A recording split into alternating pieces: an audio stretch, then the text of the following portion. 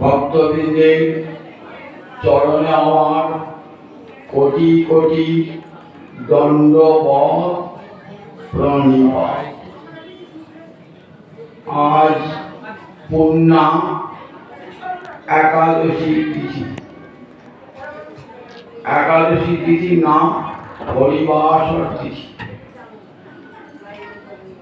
শ্রীমান মহাপ্রভু সনাতন গোস্বামী পাদকে যখন ভক্তি সিদ্ধান্ত বিষয়ে শিক্ষা দান করছেন, তখন 64 ভক্তি অঙ্গ যাজনের কথা বলেন।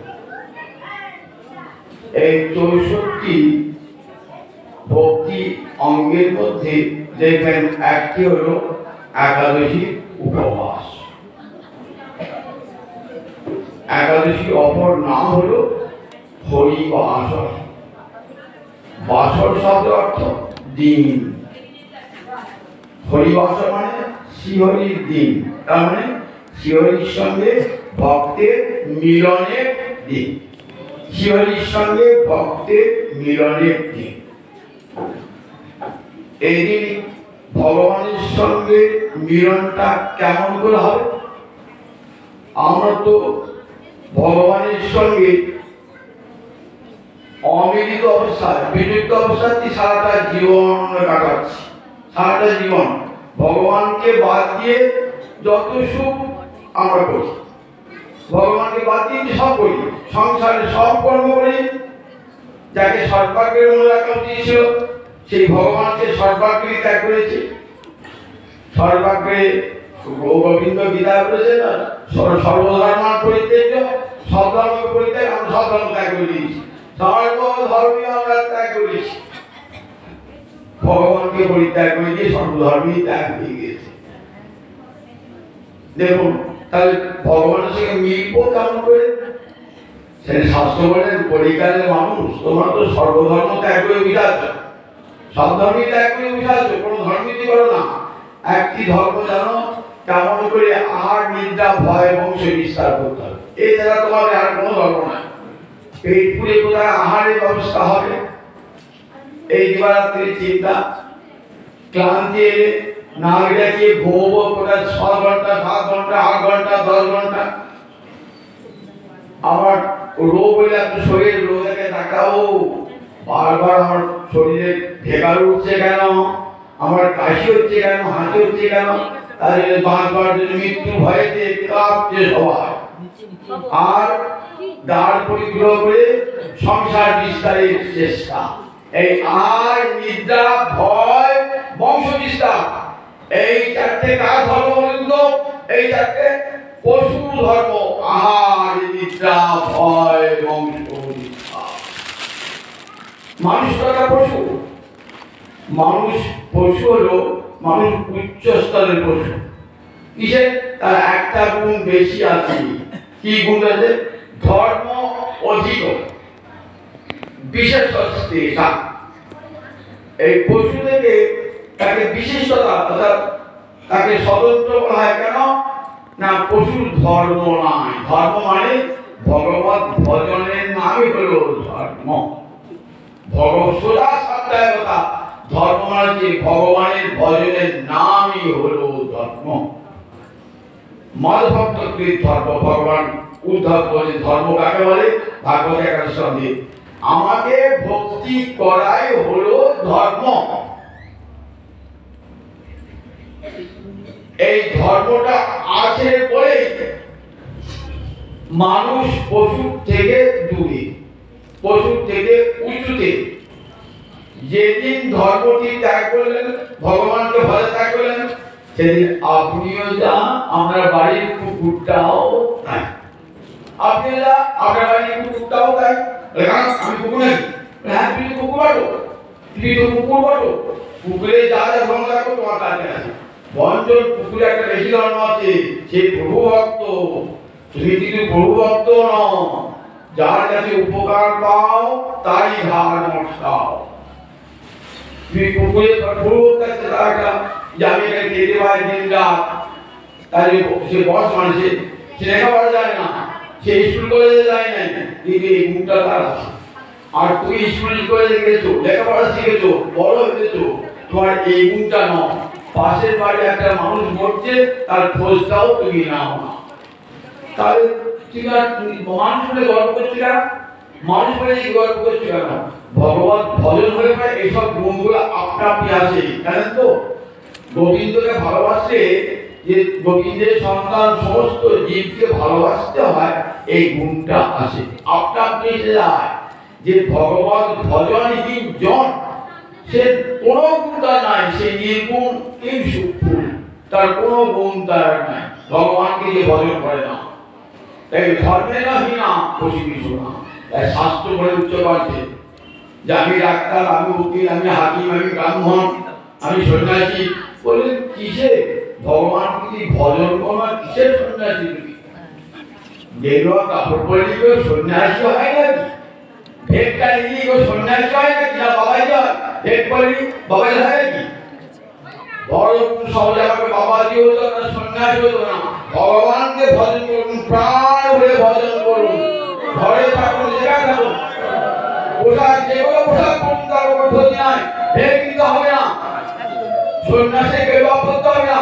প্রাণ ভরে গোবিন্দকে ভালোবাসুন, এটাই মানবজীবনের সর্বশ্রেষ্ঠ ধর্ম। ধর্ম এই ধর্মের নাহি না অসীমি সমান। এই ধর্ম থেকে যিনি সচেতন হয়ে যাবেন, সেদিন আমি পশুর সমান। তাই এক কলিযুগের মানুষ প্রায় পশু হয়ে গেছে। ভগবান বিশেষ করে আমার গৌরী বিধান দেন যে কলিযুগে তোমার তো কোনো ধর্ম আচরণ করো না, একটা অন্তত করো, একাদশী ব্রতটা করো। কারণ এই দিনে অন্তত ভগবানের সঙ্গে তোমার যোগ সাধিত হবে। আমি উপবাস করছি, কিছু খাইনি তো আজকে, এখন এই উপবাস করছি। আর কি করছো? তার স্ট্যাচুকে, তার স্ট্যাচু আসলে তার স্ট্যাচু পরিণীতা পরিচর্যা করে বসছে আর খাও না, তাতে কি হয়েছে? তাতে আর ভগবান আর বেশি প্রসন্ন হবে নাকি? আমি একবার জল ঠেকাই নাই মুখে, ভগবান বলেছেন জল না থেকে না আমার প্রিয় হয়। তোলা বলেছে যে যদি কেউ মুখে জল না থাকে সে আমার বড় প্রিয়, কোথাও তো বলে না। তাহলে ভগবান বলছেন দেখো আমি কোথায় থাকি? এই বৈকুণ্ঠে থাকি না, আমি যোগী হৃদয়ে থাকি না। নাহং তিষ্ঠামি বৈকুণ্ঠে যোগিনাং হৃদয়ে নজ, মদভক্তা তত্র গায়ন্তি তত্র তিষ্ঠামি নারদ। আমি বৈকুণ্ঠে থাকি না, কোন যোগী সন্ন্যাসী হৃদয়েও থাকি না। কোথায় থাকো তুমি? যেখানে আমার ভক্তগণ আমার গুণকীর্তন করে সেইখানে। তাহলে ভগবানকে কাছে হয়ে বলছেন যে ভগবানের নাম করবেন।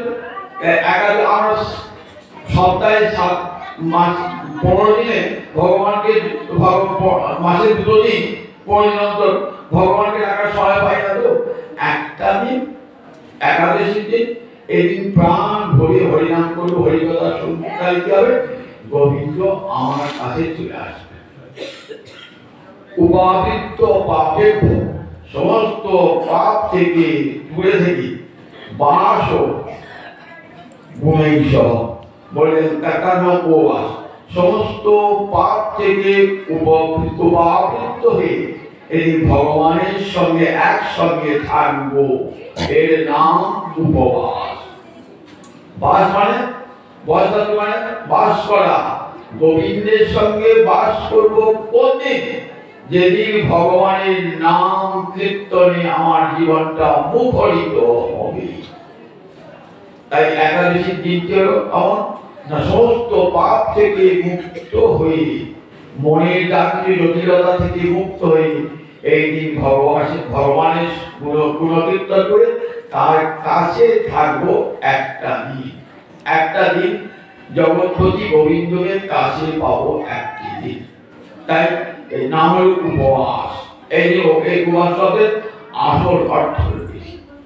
পূর্ণ একাদশী বলেন, মহাপ্রভু বলেন অন্তত মাসে 2টি একাদশী ব্রত করা হয়। কিছু করো না করো, 64 ভক্তি অঙ্গের একটি অঙ্গ হলো একাদশী উপবাস। একাদশী মহাপূর্ণা সর্ব পাপ প্রণাশিনী। বলেন একাদশী কত এত পূর্ণ আর কেউ দান করতে পারে না। যত যত ব্রত আছে পৃথিবীতে সব ব্রত করুন, সব ব্রতকে সব ব্রতের পূর্ণ নিয়ে আসুন আর একাদশী পূর্ণ আনুন, দেখবেন অন্য ব্রতের পূর্ণ কোটি গুণ পূর্ণ একাদশী ব্রতী। আর তো কত ব্রত আছে, কোটি কোটি ব্রত আর ব্রত আছে, সেই ব্রতের পূর্ণ লাভের ব্রত করেন তো বলে একাদশীতে যে পূর্ণ লাভ হয় সে পূর্ণ লাভটা আর অন্য কোনো ব্রতে হয় না। একাদশী মহাপূর্ণা সর্ব পাপ প্রণাশিনী, সর্ব পাপ প্রণাশিনী, সমস্ত পাপকে প্রণাশিনী মানে প্রকৃষ্ট রূপে ধ্বংস করে দেয়।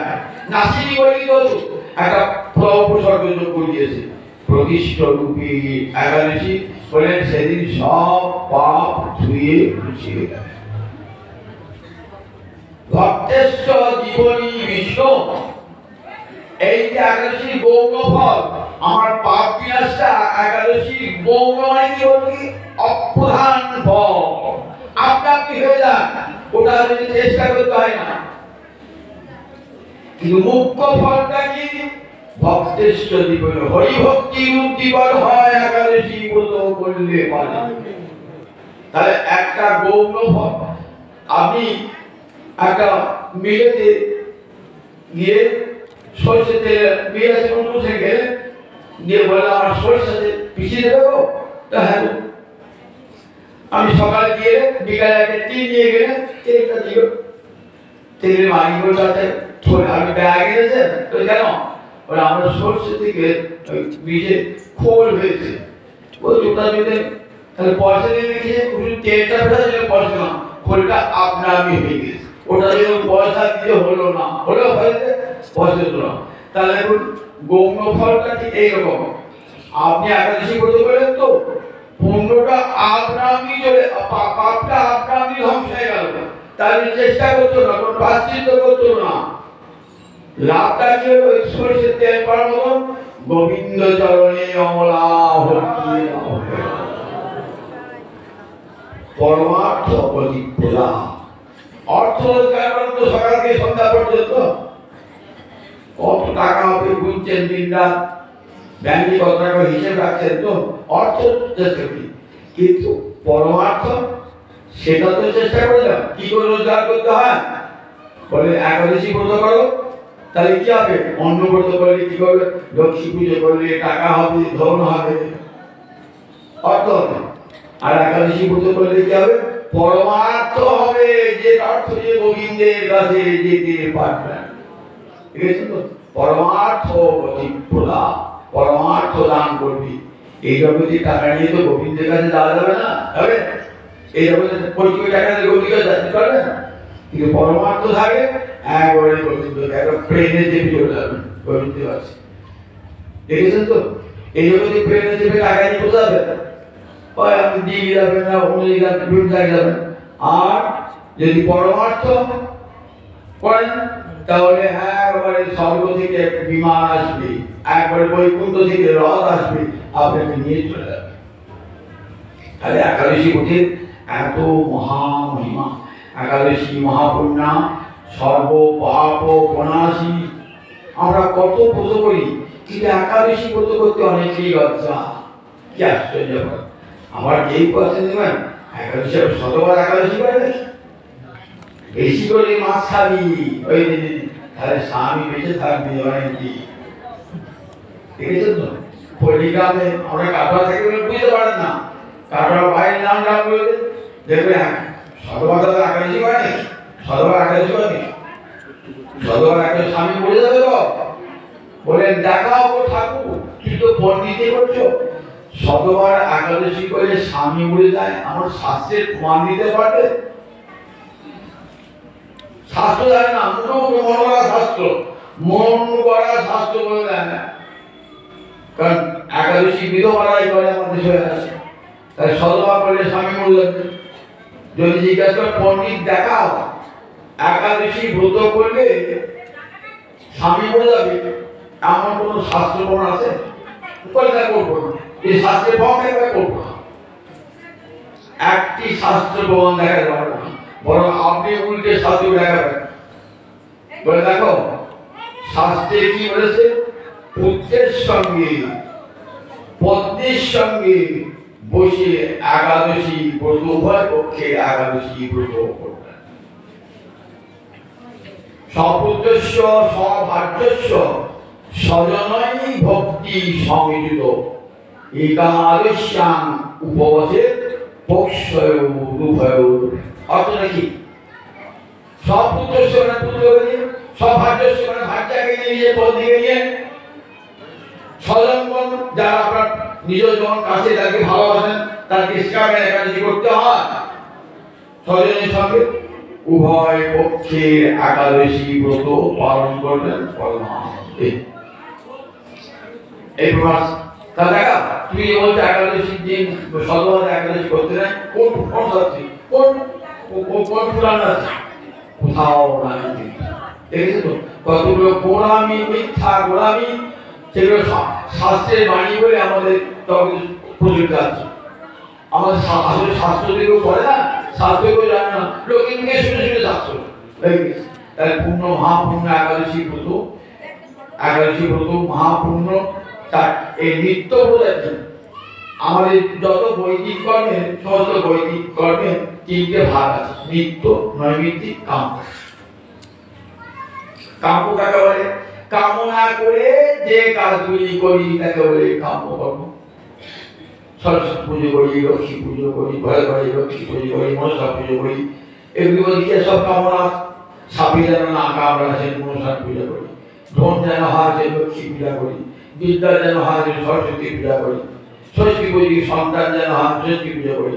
তো করি সব অন্তরে কামনা বাসনা নিয়ে এই পুজোগুলো হয়। কি বলে? কাম্য কর্ম। কাম্য কর্ম। এই কাম্য কর্মের ফল কেমন? সামান্য ফল, কষ্ট বেশি, ফল সামান্য।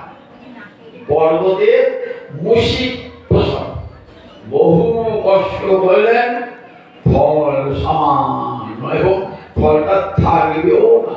গীতায় বলা দেখবেন যে এই ফল থাকেও না। আজ আছে কাছে লক্ষ্মী পুজো করে ধন পেলেন, তো ধনটাকে থাকবে না, ঐশ্বর্য থাকবে না। সরস্বতী পুজোকে বিদ্যা পেলেন, তো বিদ্যাটাও থাকবে না, মৃত্যুর সঙ্গে সঙ্গে বিদ্যাটাও চলে যাবে, চলে যায়। তাহলে যে ধনগুলো থাকে না, বুড়ো বয়সী বিদ্যে সব ভুলে যায় মানুষের। তাহলে যে বিদ্যা থাকে না, তাহলে কাম্যকর্মের ফল অনিত্য, নিত্য নয়। আর একটা হচ্ছে নৈমিত্তিক। বাবা মরেছে শ্রাদ্ধ করতে হবে, মা মরেছে শ্রাদ্ধ করতে হবে, এগুলি কি বলে? নৈমিত্তিক। অর্থাৎ কোন নিমিত্ত কারণ উপস্থিত হলে যে কর্ম করি একেবারে নৈমিত্তিক কর্ম। তাহলে দুটো বলতে একটা কাম্য কর্ম, একটা নৈমিত্তিক কর্ম, আর একটা কর্ম হচ্ছে নিত্য কর্ম। এটাই আমাদের প্রত্যেক দিন করণীয়। মানে প্রতিদিন, প্রতি মাসে, প্রতি সপ্তাহে, প্রতি বছর এই কর্মগুলো করতে হবে, নিত্য কর্ম। একাদশী এইভাবে একটি নিত্য কর্ম। কাজে কাজে বলে ব্রাহ্মণ, ক্ষত্রিয়, বৈশ্য, শূদ্র, ব্রহ্মচারী, গৃহস্থ, বনবাসী, বানপ্রস্থী, বলেন চারি আশ্রম এবং চারি বর্ণের সকলে এক বসুন না।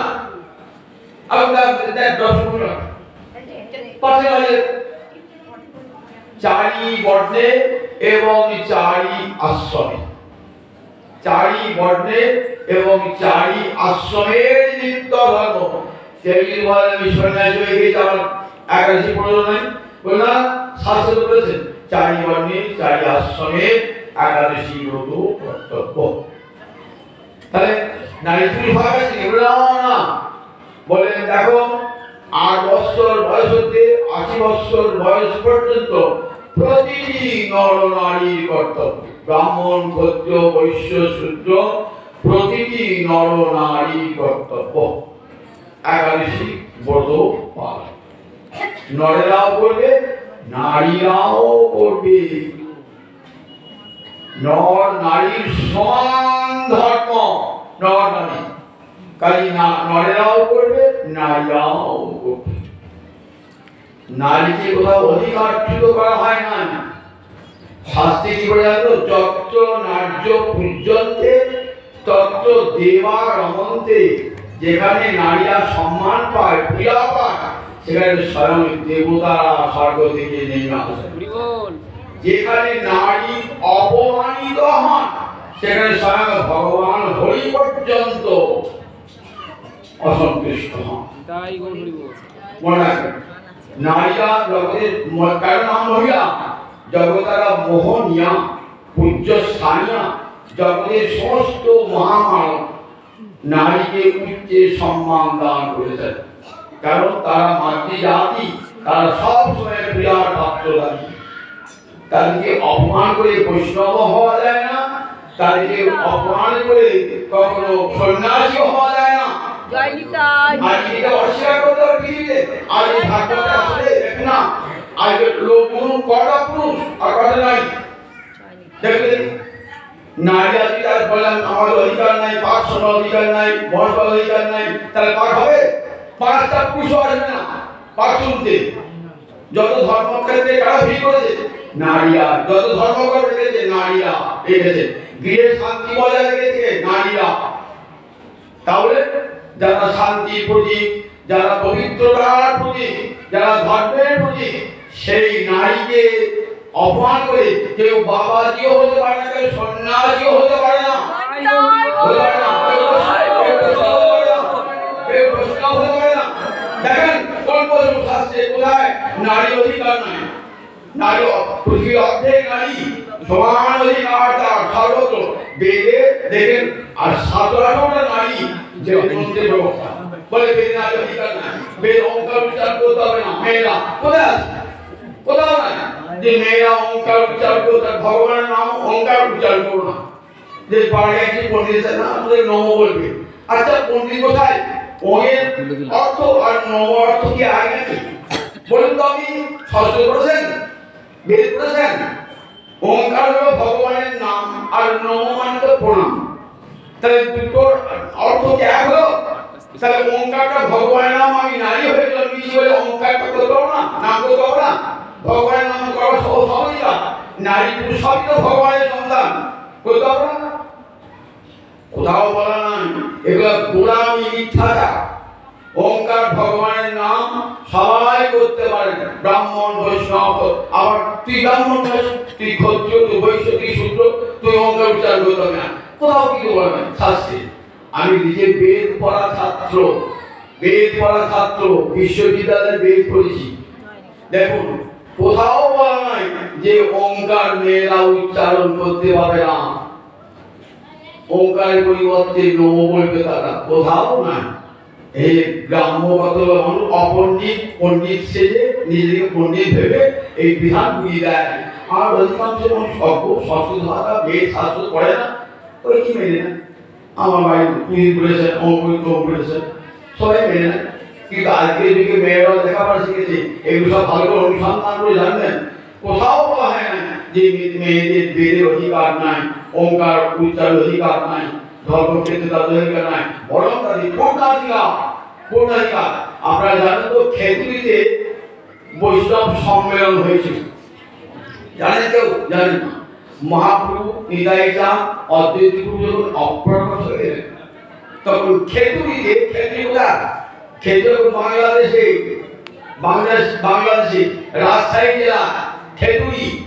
সেই খেতুরিতে বিশ্ব বৈষ্ণব সম্মেলন হয়েছে। কে বলছেন? শ্রীনিবাস আচার্য প্রভুর নেতৃত্বে। নাম শুনেছেন শ্রীনিবাস আচার্য? জাতি গ্রামে শ্রীনিবাস আচার্য, যাকে মহাপ্রভুর দ্বিতীয় কলেবর বলা হয়, সেই শ্রীনিবাস আচার্য। আগে নরোত্তম ঠাকুর, নাম শুনেছেন? নরোত্তম ঠাকুর, খেতুরি নরোত্তম ঠাকুর, রাজার ছেলে নরোত্তম ঠাকুর। আর নরোত্তম ঠাকুর, খেতুরি নরোত্তম ঠাকুর, শ্রীনিবাস আচার্য। আর উড়িষ্যার শ্যামানন্দ, চাষার ছেলে বাবুনাথ শ্যামানন্দ, অদ্বৈত প্রভুর শ্যামানন্দ হয়েছিলেন। এদের নেতৃত্বে কি হল? বিশাল বৈষ্ণব সম্মেলন। সেই সম্মেলনে নেতৃত্ব দান করেছিল কে বসে সেই সম্মেলনে সভাপতি একটা পদ আসন থাকতো, সেই সভাপতি আসনটা কে বসেছিলেন? মা জাহ্নবা নিত্যানন্দ পত্নী মা জাহ্নবা সেই সভানেত্রী হয়েছিলেন। গোটা সভাটা পরিচালনা করেছিলেন তিনি। বৈষ্ণব জগতে দেখেছেন তো ওই মা জাহ্নবা আর শ্রীনিবাস আচার্যের কন্যা হেমলতা ঠাকুরানী আর বীরচন্দ্রপতি নারায়ণী দেবী সমগ্র বৈষ্ণব সমাজকে নেতৃত্ব দান করেছিলেন নারীরা। তাই নারীরা কখনোই অচ্ছুত নয়, তারা দূরে সইবার নয়, তারা নারী ধর্মকার্য হবেই না, ধর্মকর্ম হবেই না। শাস্ত্রে যত্র নার্য পূজ্যন্তে তত্র দেবার মন্তে, যেখানে নারীরা সম্মান পায় সেখানে দেবতারা আনন্দ করেন, আর যেখানে নারীরা নির্যাতিত হয়, যে গৃহে যে সংসারে যে আশ্রমে বলে ধ্বংস হয়ে যায়, ধ্বংস হয়ে যায়। যে বাড়িতে নারী নির্যাতন হয় দেখবেন সে বাড়ি ধ্বংস বিনষ্ট হয়ে যায়। কারণ স্বয়ং লক্ষ্মী দেবী সেই নারী থেকে সেই বাড়ি থেকে চলে যান, যে দেখ আমারই জাত নারী, তাকে কি অত্যাচার করছিস, তোর গৃহে থাকবো না। যে গৃহে নারী নির্যাতন হয় সে গৃহে লক্ষ্মী দেবী পর্যন্ত থাকে না। লক্ষ্মী না থাকে গোবিন্দ থাকে না, যেখানে লক্ষ্মী সেখানে গোবিন্দ, যেখানে লক্ষ্মী থাকে না গোবিন্দও থাকে না। তাহলে নারীরা বলে দেখো একাদশীতে নারীর অধিকার, সবার অধিকার। ব্রাহ্মণ ক্ষত্রিয় বৈশ্য শূদ্র 8 বছর বয়স হতে 80 বছর বয়স পর্যন্ত সমস্ত নরনারীর একান্ত কর্তব্য। বিয়ে হয় না অবিবাহিতা বলে তারাও একাদশী ব্রত পালন করবে। মহাপ্রভু জননী জগন্নাথ মিশ্র প্রকট মহাপ্রভু বলতে মাকে, মা একটা আমার প্রার্থনা শুনবে বল। তাহলে মা একাদশীকে কখনো অন্ন খাইবে, মা একাদশী অন্ন খাও না। বলে বেশ, আজ একাদশী আর অন্ন খাবো না। দেখেছেন জগৎকে শিক্ষা দেন, মহাপ্রভু জননী একাদশী ব্রত পালনের কোনো প্রয়োজন ছিল না, ভগবানের একাদশী ব্রত পালন করেছিল না। এই জগৎকে শিক্ষা দেওয়ার জন্য ভগবান মানুষের মতনই বলে হ্যাঁ একাদশী ব্রত করো। ভগবান গুরুকরণ করেছেন সব, জগৎকে শিক্ষা দান করবেন। ভগবান জগৎগুরু বন্দে কৃষ্ণামি জগৎগুরু, তিনিও গুরুকরণ করেছেন, কানে মন্ত্র নিয়েছেন, কৃষ্ণ মন্ত্র নিয়েছেন, কৃষ্ণের উপনাম হয়েছে, কৃষ্ণ 34 পাঠে পথে গিয়েছেন। সব শুধু নরলীলার অনুকরণ করবার জন্য, যাতে সবাই আমাকে দেখে আপনি আচরণী ধর্ম জীবের শিখায়। আমি নিজে আচরণ করে জগৎকে শেখাবো। মাস্টার মশাই অনেক লেখাপড়া শিখেছেন, লেখা পাস করেছেন, কিন্তু অ আ ক সেই বলছেন। কারণ আমি অ বলে আমার ছাত্রটাও অ বলবে, আমি ক খ বলে আমার ছেলেটাও ক খ বলবে, 2 আঁকে 2, 3 আঁকে 3 আমি বললে পরে আমার ছাত্রটাও বলবে। ঠিক তেমনি করে এরা জগৎকে শিক্ষা দেওয়ার জন্য এসেছে। আজ এক পরম পুণ্যাতিথি নিতাইগৌর বাবাজি তিরোভাব মহোৎসব, দেখো সেই সামান্য হরিকথা স্মরণ, আবার একাদশী তিথি, আবার নিতাইগৌর বাবাজি মহারাজের তিরোভাব। শ্রীমদ ভাগবতের যে ধর্মকথা শুনতে এসেছেন, সেই ধর্মটা যে অন্য ধর্ম থেকে স্বতন্ত্র পৃথক, এটা ভালো করে জানতে হবে। শুধু তিলক মালা পড়লেই হবে না, আমি যে ধর্মটা আচরণ করছি সেই ধর্মটা কত বড় যদি না জানেন না, ভালোবাসা আসবে না, ভালোবাসা আসবে না। মনে হয় জগতে আর 5টা ধর্ম যেমন আছে, বৈষ্ণব ধর্ম ভাগবত ধর্ম সেই রকম। সেই শ্রীমদ ভাগবতের প্রারম্ভে কি বলে, ধর্ম প্রতিষ্ঠ করিত অত্র পরম নির্ভৎসরানাং সদা বেদং বাস্তব অত্র বস্তু শিবদং তাপত্রং মূলং। শ্রীমদ ভাগবতে মহামুনি কৃতি কিংবা অপরে ঈশ্বর সত্য হিত বৈরুদ্ধতে পৃথিবী সুবিস্তরা। কি সুন্দর কথাটি, আমি মানে ভেঙে ভেঙে অর্থটা ভেঙে ভেঙে বোঝাই। দেখুন কোন ধর্মের অনুসরণ করছেন আপনারা। অনেকে বাবাজি মহারাজের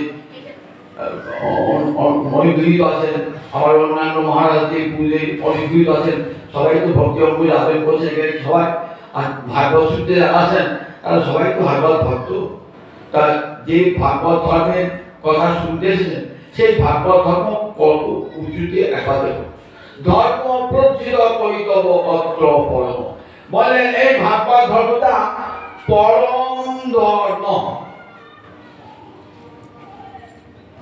যদি ব্যাসদেবকে জিজ্ঞাসা আছে, ব্যাসদেব তুমি তো বেদ ভাগ করেছো, 17খানা পুরাণ লিখেছো, মহাভারত রচনা করেছো, বেদান্ত দর্শন রচনা করেছো, আবার একটা গ্রন্থ লেখার কি প্রয়োজন ছিল? এত গ্রন্থ মানুষ একটা গ্রন্থই করতে পারে না, আবার এত গ্রন্থ এটা কি ভাগবত লেখা কি করেছিল বলে প্রয়োজন ছিল? আমি তো অন্তরে তৃপ্তি পাই না। কারণ তৃপ্তি পাই না, আমি পরম ধর্মের কথাটা লোককে শোনাতে পারি না। পরম ধর্মের কথা, তাহলে অন্যান্য শাস্ত্রে ধর্মের কথা বলেছি, আর শ্রীমদ্ ভাগবতে পরম ধর্মের কথা বলেছি। পরম মানে কি বলতে? চরম, যার উপরে কিছু নেই। ভগবানকে খাওয়াচ্ছেন তো কি কি খাওয়াচ্ছেন? এই পক্কান্ন খাওয়াচ্ছেন, যোগান্ন খাওয়াচ্ছেন, পুষ্পান্ন খাওয়াচ্ছেন, সবই দিয়েছেন, কিন্তু একটি জিনিস দেন নাই, ভগবানের ভোগ হলো না। ভগবান ভোগ কি বলেন দেখি?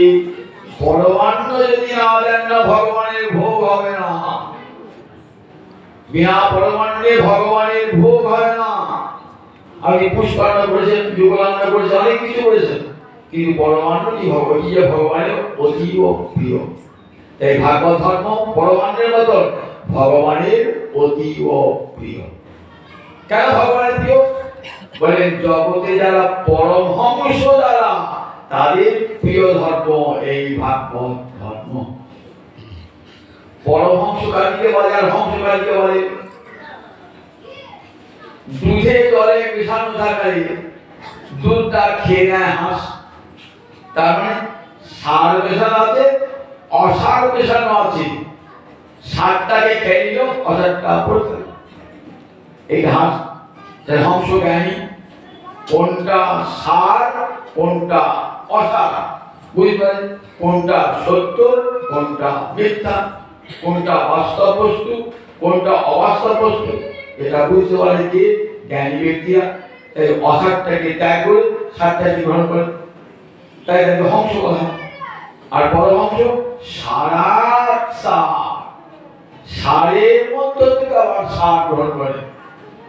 দুধটা হলো তো, দুধের মধ্যে দুধটাকে ফুটিয়ে ফুটিয়ে ফুটিয়ে ফুটিয়ে ক্ষীর তৈরি করছে, দুধটাকে ফুটিয়ে ফুটিয়ে। দুধের মধ্যে একটি অসার অংশ ছিল, সব অগ্নির তাপে ধ্বংস হয়ে গেল। এবার দুধতে জমাট বন্ধ ক্ষীরে পরিণত, আরো ফোটান আরো ফোটান, চাচির মতন শক্ত হয়ে গেল। এই বলে এইটাই দুধের আসল স্বরূপ। বলে এটা কারা বলে? পরমহংস জনেরা। জগৎ তো বেলা ধর্ম রয়েছে, পরমহংস আবার দেখো আছে গুলো করবে। ওরা আমরা কোন ধর্ম করবো? ওই সারের মতো যেটা সার, সারের মতো যেটা সার। ধর্ম অর্থ কাম মোক্ষ এই চারটে ধর্ম, তো এর চেয়ে উপর একটা বস্তু আছে, সবাই সেটা জানে না, পরমহংস কোন জানে। জগতে চারটে চাহিদা, তাকে কি বলি আমরা? পুরুষার্থ। চতুর্বর্গ পুরুষার্থ, ধর্ম অর্থ কাম মোক্ষ।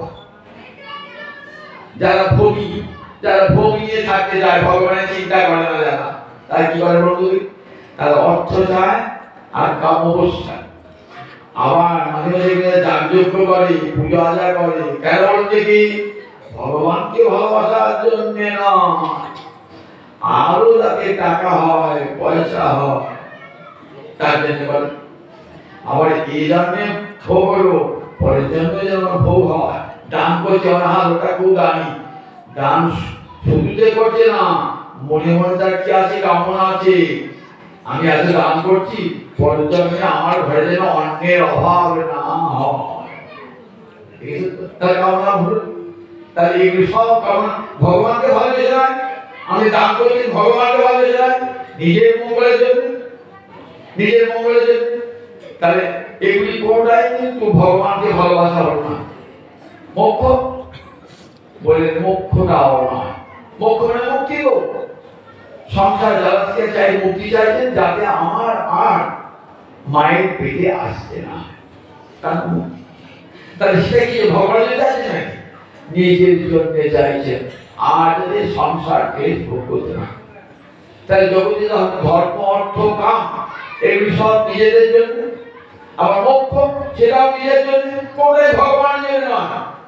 তাহলে যে ধর্ম নিজের জন্য সেটা কখনো পরম ধর্ম হতে পারে না। যে ধর্মটা একমাত্র ভগবানের জন্য, সেই ধর্মটা ভগবানের জন্য, সেই ধর্মের নাম প্রচিত অপরিতব পরমাত্ম।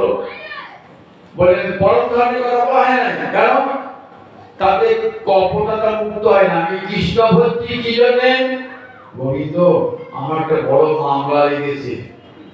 একদিন মন্দিরে পাশ করতে আসতো না, শুনেছি মামলা জয় গোবিন্দ চরণে পুলিশ দান করতে, পাঠ শুনতে, ভগবানের কথা শুনতে, ভক্তি ভারী শুনছে, গোবিন্দকে তুলে দিচ্ছে, উদ্দেশ্য মামলায় জয়লাভ।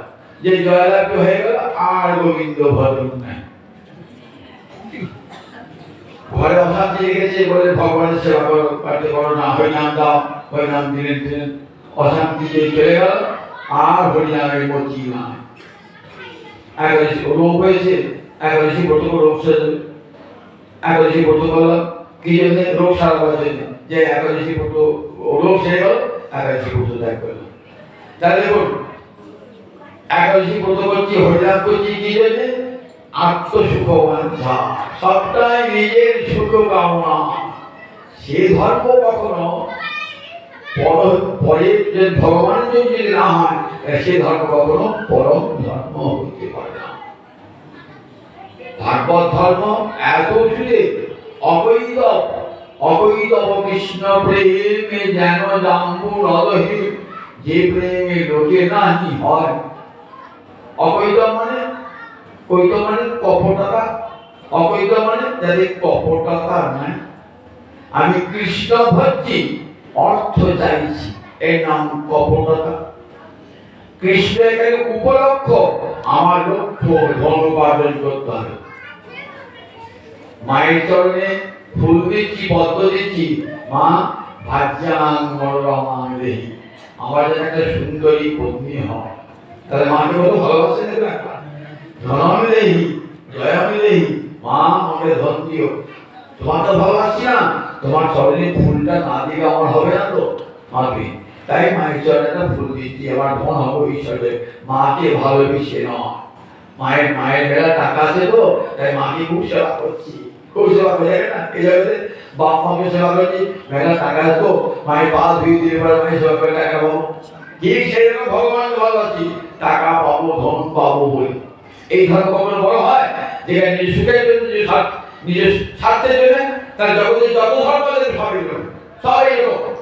আমি একটা উদাহরণই বুঝলাম, জগতে সব। কিন্তু ভাগবত ভক্ত কেমন? সে নিজের সুখ চায় না, সব কৃষ্ণ সুখের চায়, গোবিন্দ সুখের জন্য। প্রহ্লাদকে যখন বলছেন ঋষিকেশে, আমার জন্য কত মার খেয়েছিস, আবার খেয়েছিল না, তোর বাবাই তোকে মেরেছে, কত কষ্টে। বাবা তো ছেলেকে আদর করে, আদরের পরিবর্তে ও তোকে নিজ মায়ের হাতে বিষ খাওয়ায়। মা পায়া তুই যখন কারাগারে আছিস, তখন মা বিষ নেই, জগতে কোনো জন্মেই পারে নিজের হাতে ছেলেকে বিষ খাওয়াতে। দেখো রাজা আদেশ দিয়েছে পাড়াদিকে, তুমি যদি ছেলেকে বিষ না খাও, আমি তোমার মতো রানীকে পরিত্যাগ করবো। তোমার মতো কোটি কোটি রানী আমার পায়ের তলায় বাধা উড়ে যায়। আপনি রানী রাজা পরিত্যাগ করবে তো, তাই কি করবে? বিষের বাটি নিয়ে গিয়ে দিয়েছে।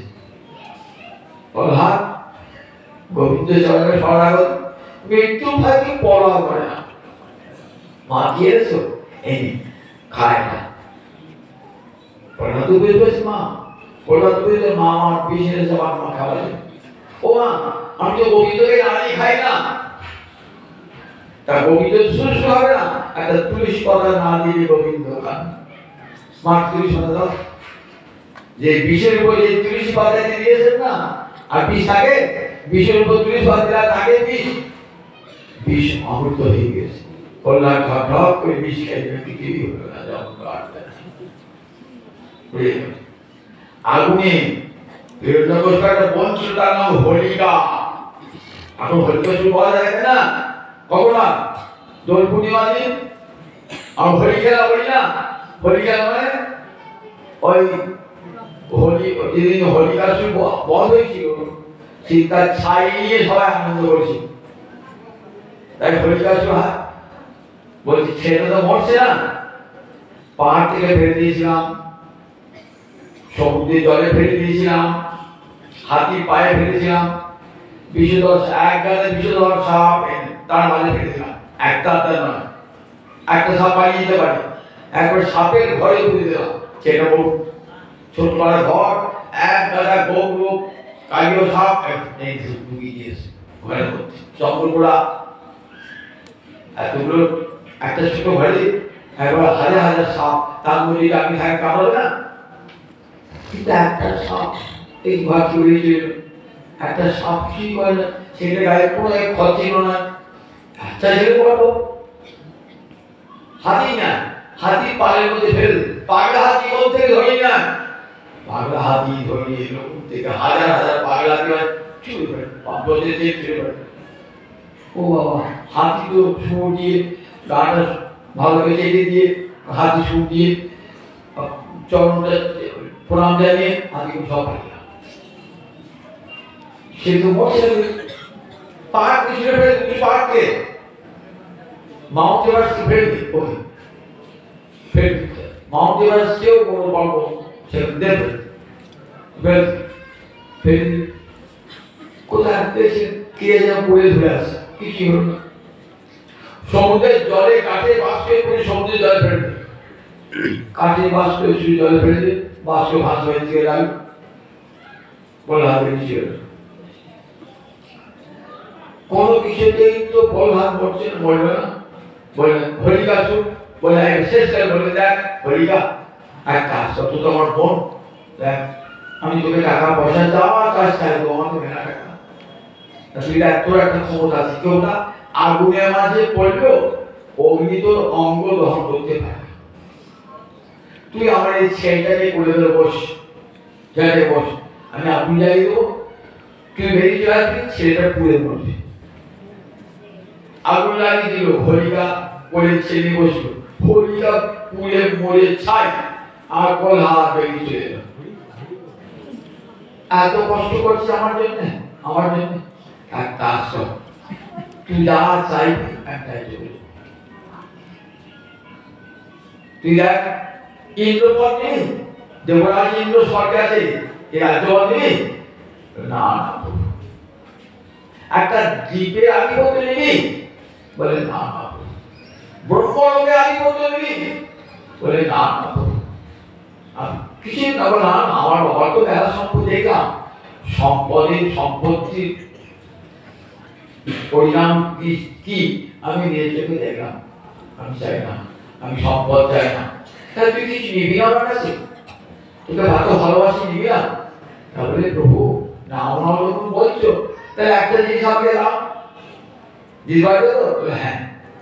বলে হাত কি চাইছেন দেখুন, কেন বলছি উদাহরণটা দেখুন, ভাগবত ধর্ম কি এটা বোঝাবার জন্য।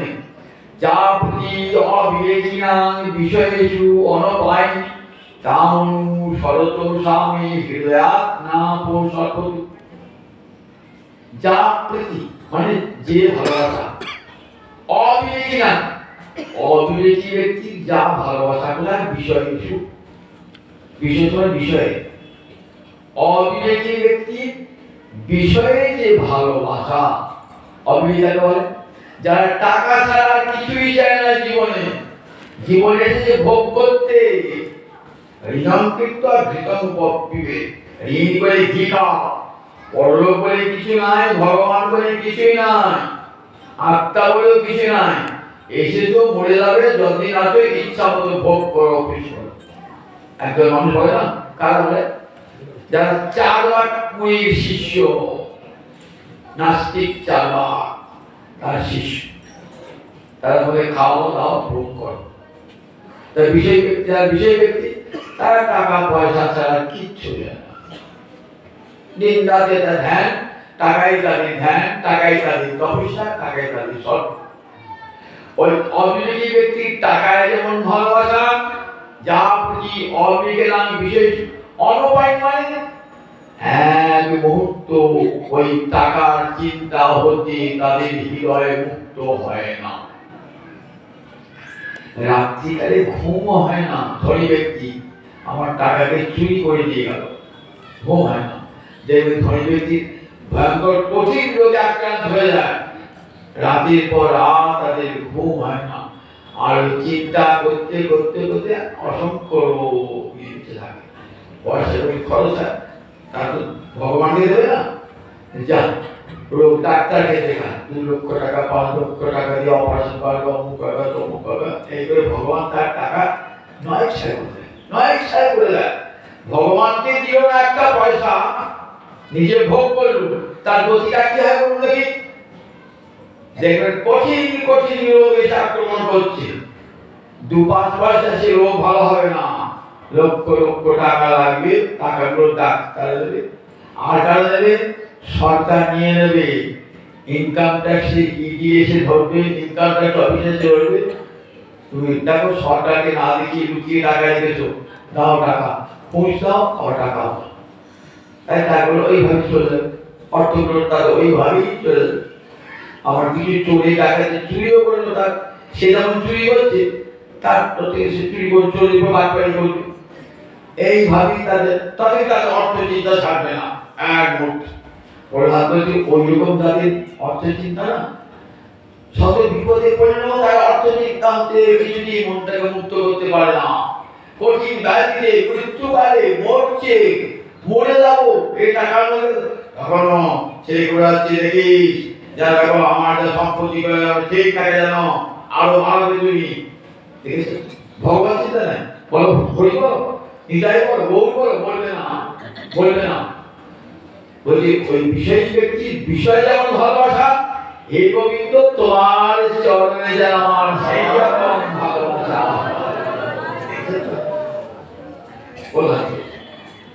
ওই বিশেষ ব্যক্তি আমার রাত দিন টাকা টাকা ধ্যান করছে, আমি যেন রাত দিন তোমার চরণ ধ্যান করি। তামনু শরত স্বামী হৃদয়াত না প্রসন্ন, তোমাকে স্মরণ করে আমার মনে এক মুহূর্তে তোমার চরণের স্মরণ হতে আর কোথাও না যায়। তাহলে দেশের ভাগবত অন্য ধর্মের সঙ্গে ভাগবতের কত পার্থক্য? অন্য ধর্মের সঙ্গে বলছেন আমি তোমাকে সারা জীবন নিবি রাখি না, নিলে পারে কি হয়? ভালোবাসায় যদি হেতু থাকে তাহলে সেই ভালোবাসা কেমন হয় বলুন দেখি। সেই ভালোবাসা নির্মল ভালোবাসা থাকে না, সেই ভালোবাসা নির্মল থাকে না, যে ভালোবাসায় চাওয়া থাকে। এক রাজা যাবে বিদেশে, সব রানীদিকে বলছে যে দেখো আমি চলো বিদেশে, চলো রাজা অনেক রানী, কি কি আনতে হবে বলো। রানী রাজা আমার হিরের হার চাই, আমার মুক্তার হার চাই, সব তালিকা করে দিয়েছি। বড় রানী, মেজ রানী, আর কত সব রানী আছে লিখে দিয়েছে। ছোট রানী শুধু এক সংখ্যা লিখেছে। এবার রাজা তো হাত কাটবে, সে বাড়ি 2 মাস 3 মাস রানী বাইরে আছে, সঙ্গে লোককে বলেছে যে দেখ রানীরা কি নিতে বলেছে কিনে নে, চলো কিনে না। রানীরা রাজা বলে সব কিনে দিল। ঠিক আছে, ও রাজা বসায় এই ছোট রানীতে কিছু লেগে কি লিখেছে? শুধু এক লিখেছে, এক সংখ্যা লিখেছে।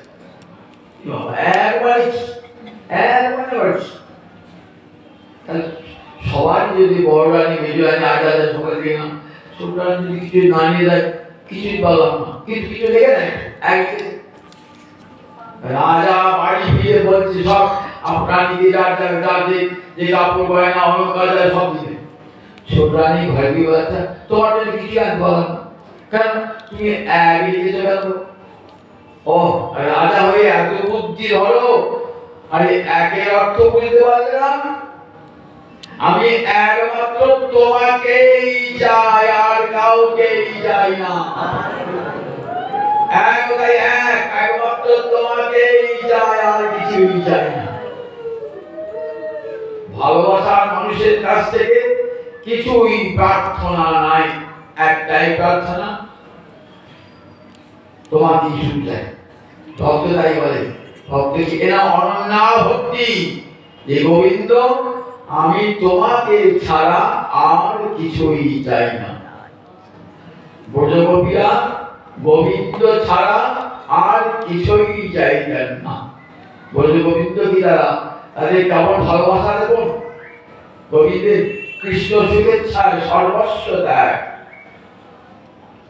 কৃষ্ণের সুখে তারা সুখী, কৃষ্ণের দুঃখে তারা দুঃখী, নিজেদের সুখ দুঃখকে সব সময় বিসর্জন দিয়ে দিয়েছেন। তাদের কেমন অনন্য কৃষ্ণ ভালোবাসা, ব্রজবাসী কেমন অনন্য কৃষ্ণ ভক্তি জগৎ দেখেন। এই নাম ভাগবত ধর্ম, এই নাম ভাগবত ধর্ম। জগতে 8 মাসে ধর্মের সঙ্গে এক ভাববে না। আমি ধর্ম কর্ম করি বলেন, তোমার ধর্ম আমার ধর্মকে বিচার করে দেখাও দেখি। এই ভাগবত ধর্ম কত উঁচুতে এবং কত মহৎ মানুষেরা, পরমহংসেরা এই ধর্ম গ্রহণ করেছেন। নবযোগীন্দ্র কৃষ্ণ প্রেমী পাগল হয়ে গেছেন, সুখ সনকাদি ঋষিগণ পাগল হয়েছেন, নারদ পাগল হয়েছেন, ধর্মে বিভোর হয়েছেন। তাই সনকাদি মুনিগণের ধর্ম, নবযোগীন্দ্রের ধর্ম, এই ধর্ম মহারাজ অম্বরীশের ধর্ম, দেখেছেন এই ভাগবত ধর্ম এত উঁচুতে, যে ধর্মের কথা আপনি শুনছেন না, রচিত কৈতব পরম ধর্ম। কোন কৈতব নাই, কোন ময়লা লেগে নাই এই ভক্তিতে। জগতের সব ভক্তিতে ময়লা লেগে আছে, কিন্তু এই যে কৃষ্ণ ভক্তি, এতে কোনো ময়লা নাই। এই কৃষ্ণ ভক্তি, হরি ভক্তি জীবের পরম ধর্ম। সমস্ত প্রধান পিতাকে বলছেন, পিতা সমস্ত বেদ শাস্ত্রে হরি ভক্তি যে পরম ধর্ম, এটি বলাতে পিতা। তা বলছেন তোর দুটো শিক্ষক ষণ্ড এবং অমর্ক, এরা তো বেদ পড়েছে, ওই বলে না তো হরি ভক্তি পরম ধর্ম, তাদের যাজ্ঞ করতে পারে। বললে পিতা দুধের মধ্যে যে ঘি আছে এই সন্ধান সবাই জানে। আমরা তো বাড়িতে দুধ খেয়ে না, দুধের মধ্যে ঘি থাকে জানে। দুধ থেকে যারা ঘি তৈরি করতে পারে তারাই জানে যে দুধের মধ্যে ঘি আছে। কি বলে, দুধটাকে মন্থন করলে তবে তাকে ঘি পাওয়া যায়।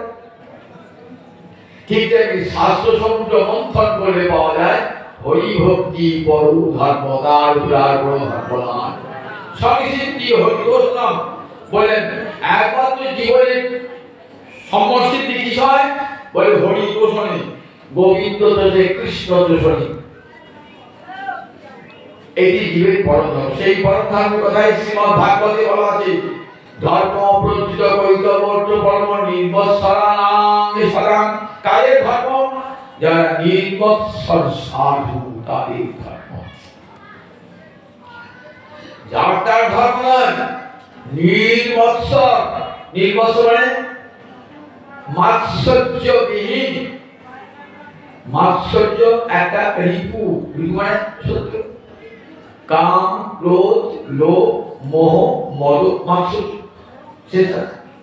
কাম, ক্রোধ, লোভ, মোহ, মদ মানে অহংকার, আর মাৎসর্য। মাৎসর্য মানে পরের উৎকর্ষকে যে দেখতে পারে না। একজন বড়লোক আর একটা বড়লোকের উৎকর্ষ উন্নতিকে দেখতে পারে না, মনে মনে হিংসা হয়।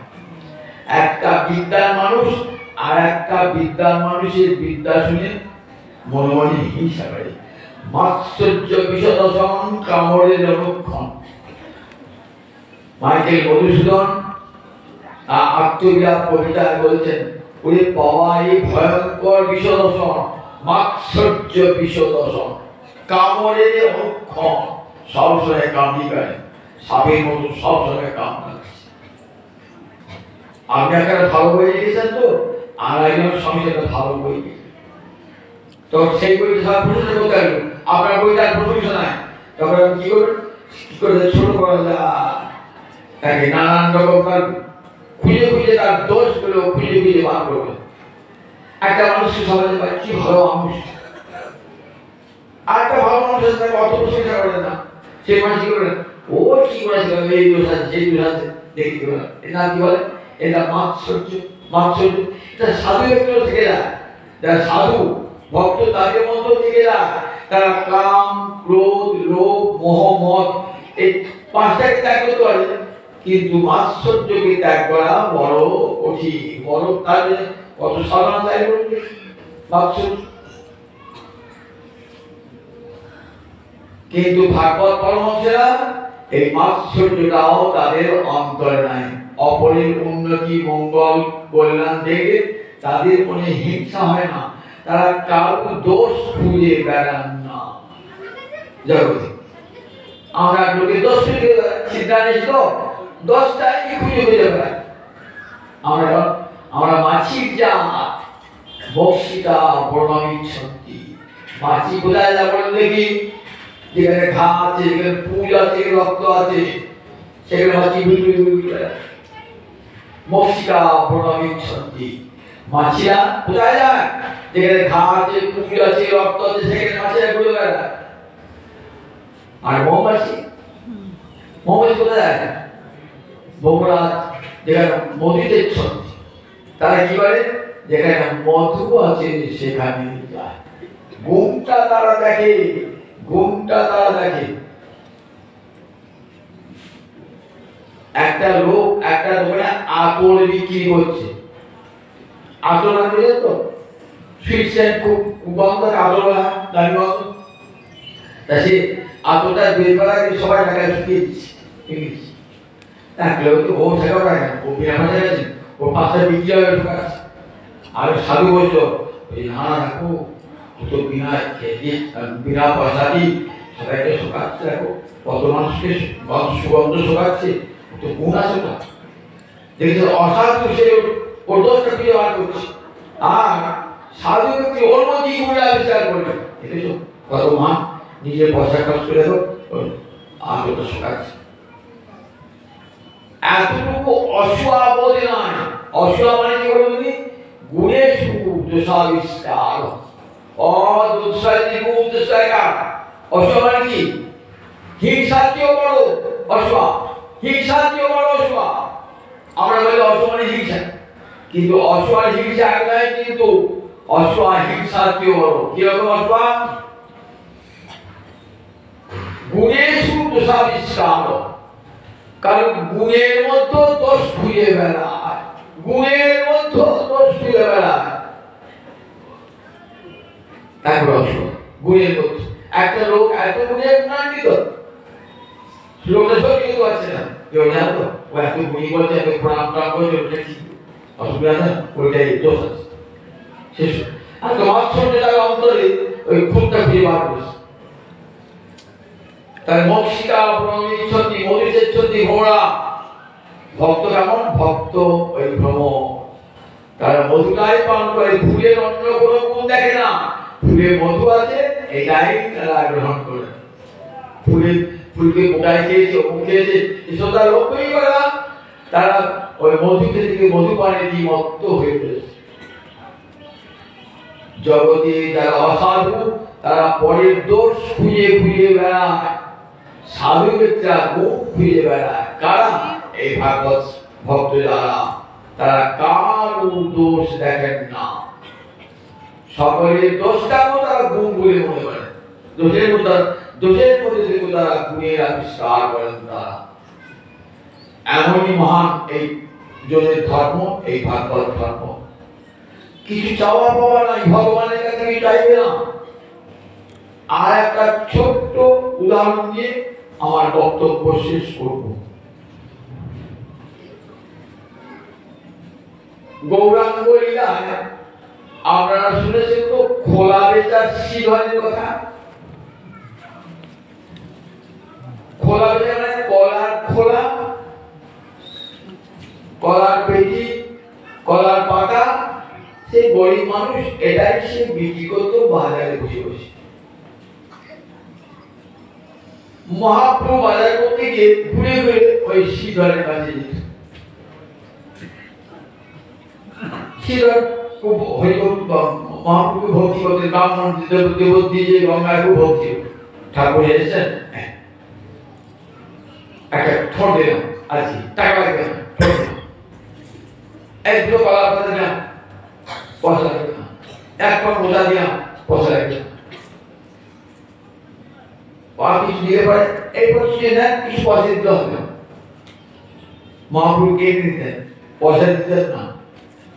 ঠাকুর এই বাজারে এত পয়সা নেই, আর তুই আমাকে কি ঘুরঘুর ঘুরঘুর করছিস যাওয়ার কাছে, আমার আর তো কলা দিচ্ছি, কলা ফোন দিচ্ছি, মোটা দিচ্ছি, বহু আছে, আমাকে কাছে কেন চিনতে পারি না।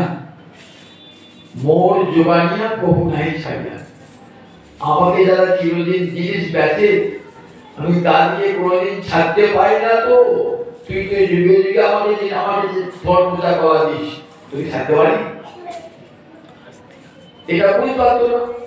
ওই ঠাকুর শুনেছি খুব নবদ্বীপে বড় পণ্ডিত, আমার বড় ব্রাহ্মণকে জন্ম, কিছু বলতে পারে হাত দেবার, ঠাকুর আনিও না, ঠাকুর আনিও না, আর দাম দিয়ে দাও, তাদের দাম দিও, এইসব করে।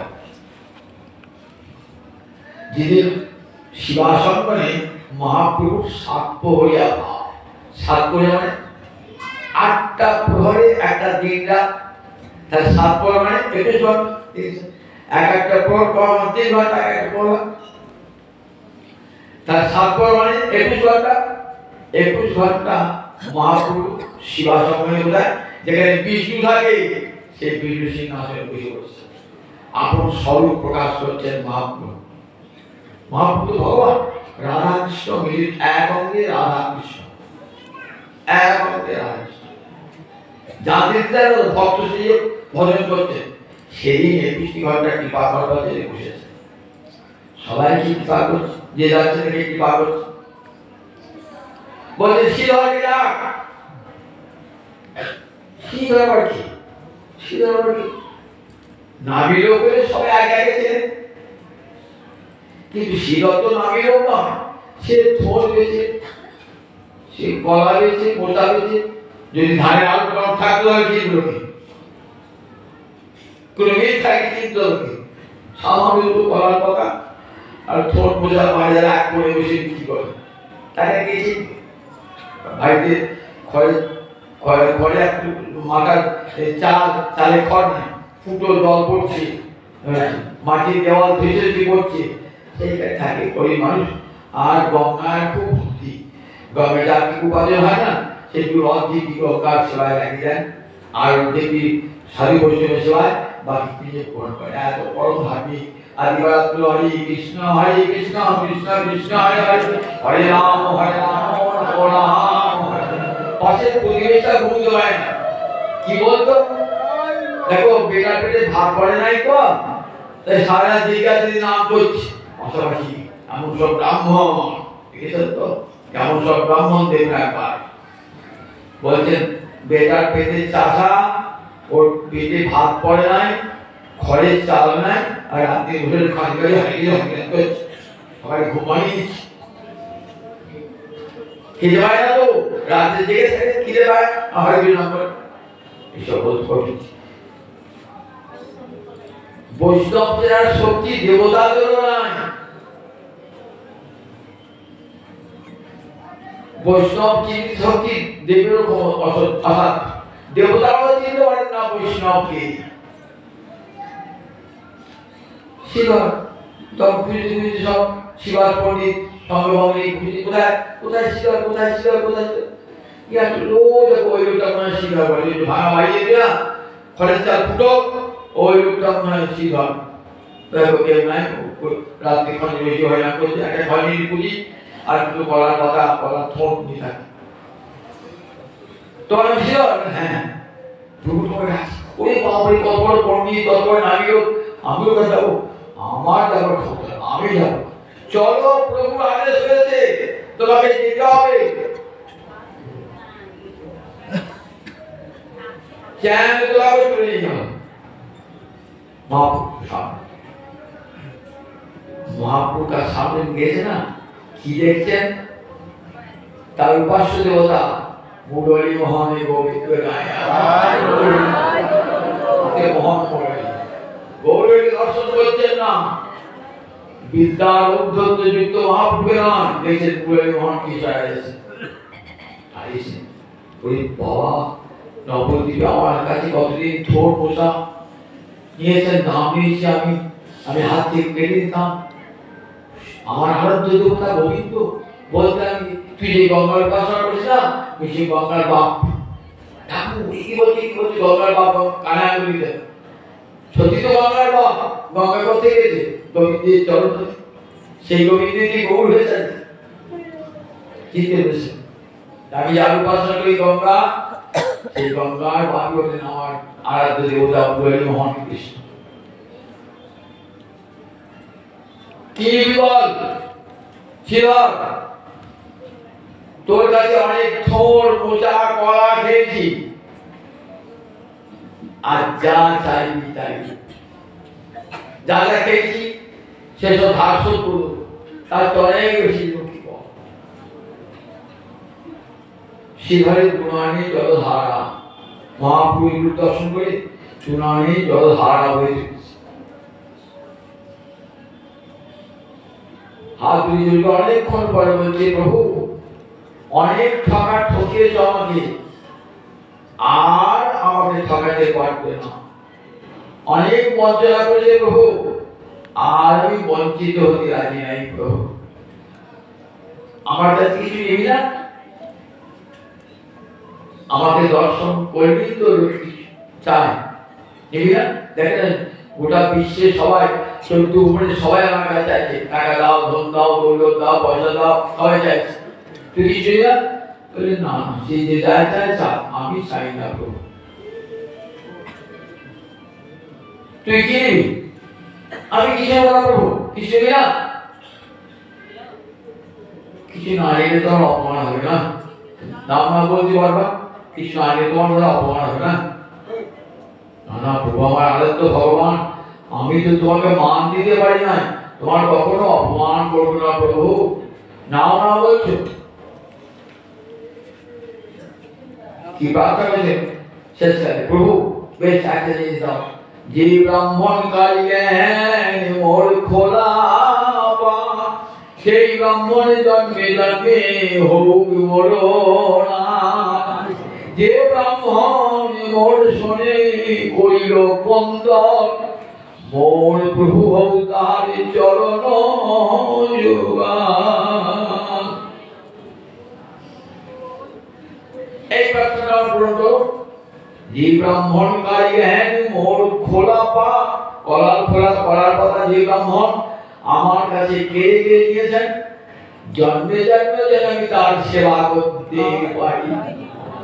যিনি নবদ্বীপের বাজারে আমার সঙ্গে কোন্দল ঝগড়া করতেন, যুগে যুগে যেন তার চরণ কমল আমি উপাসনা করতে পারি।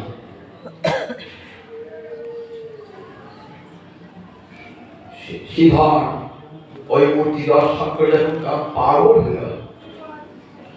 শিবর মহাপ্রভু যখন সন্ন্যাস গ্রহণ করেছেন না, চলে গেছেন, তো এই কথাটা ভালো করে শুনতে পায় না শিবর। মনে ভাবছেন, কেন আর আসে না আমার ঠাকুরটি? আমার সঙ্গে রোজ ঝগড়া করতো, থইতে নিত, বোঝাকে নিত, টাকা থাকি করে বিক্রি হবে না, ওই ঠাকুরটি কখন আসবে, ঠাকুরটি কখন আসবে, ওই ঠাকুরটি আমার মন প্রাণ সব পেরেছে, কখন ঠাকুরটি আসবে, কখন ঠাকুরটি আসবে, তাকে থাকবে। বাজারে মাল বিক্রি হোক আর না হোক, আসে না কেন, আসে না কেন? তাকে জিজ্ঞেস করে যাবো, সেই ঠাকুরটি দেখতে সুন্দর, ঠাকুরটি একবারে এমন রূপ, ওই ঠাকুরটা আসে না কেন? জানো না উনি আর নবদ্বীপে আজ কোথায়? উনি গেছেন পুরী ধামে, চলে গিয়ে নিরাজের সন্ন্যাস হবে, নয়নজলে ভাসছে, নয়নজলে ভাসছে। আমার প্রভু চলে গেলেন, সে আবার সূর্য যখন এলো তবে কি চলে গেলেন? কি করে যাওয়া যায়? গরিব মানুষ যাবো কার সঙ্গে? পুরীতে দিয়ে পয়সা করে যাবো কার সঙ্গে? শুনলেন গৌর দেশে সব নীলাচলে যাবে রথযাত্রার আগে। শ্রীধর গেছেন মাথায় কিনে ঠোঁট বোঝা গলা মাথায় করে শ্রীধর চলছে। রাঘবের ছাই চলেছে না পানি আনি থেকে রাঘব পণ্ডিত বলছিল দময়ন্তী দেবী, দেখুন নারীকে অপমানের কথা বলছিলাম তো, আর দেখুন দময়ন্তী দেবী মহাপুরুষ সন্ন্যাস করে মহাপুরুষ জগৎকে দেখাবার জন্য সন্ন্যাস দেওয়া করে কর্তব্য পালন করেছিলেন।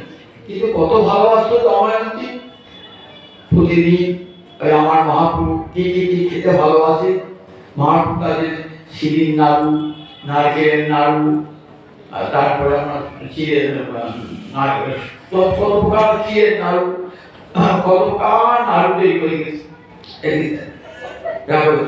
তারপরে সেই সঙ্গে মহাপ্রভু যাতে আমনা হয়, মহাপ্রভু যাতে আমাশায় না হয়, তার কি করতেন পুরনো শুক্তা গুঁড়ো করে তার নাড়ু বাঁচিয়ে রাখতেন, যে খেলে পরে মহাপ্রভু সমুদ্র দেশে থাকে, যদি পেটে আমাশায় হয় খেলে আম নষ্ট হবে, পুরানো শুক্তা চূর্ণ করে দিতেন। তার সব দময়ন্তী দেবী কি করতেন, দময়ন্তী দেবী সেগুলি সব বা পুঁটি বেঁধে দিতেন। যখন ভাই যেত রাঘব পণ্ডিত বলতে এই দাদা এটা নিয়ে যাবে, বহু চরণে নিবেদন করবে। দময়ন্তী দিয়েছে, দময়ন্তী দত্ত দ্রব্যে ঝাড়ি সাজাইয়া রাঘব লীলা চলে যায় কাঁদিয়া কাঁদিয়া।